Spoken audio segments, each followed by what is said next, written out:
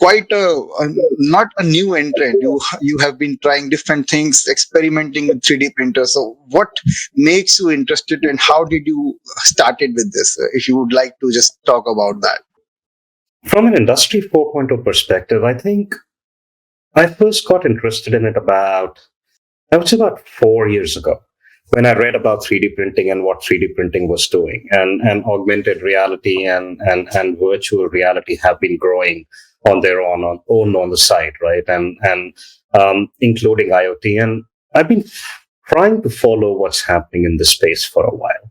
The thing is, if you look at the market today and what's happening, 3D printing is an area where things are changing. And one of the things that has happened, I think it was last week, if I remember correctly, is somebody released a full suite of software to manage, I think, up to 40 printers at a time. So those things are already out there. And if you look at how 3D printing will really work in the future, if you look at least from an industrial perspective, you have to integrate it with the floor management software of the firms, right, of the factories.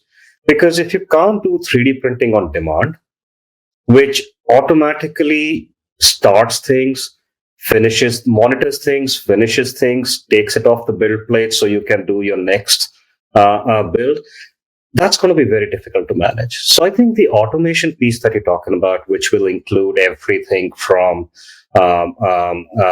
IoT to monitoring to control systems around 3D printer, are going to be very important.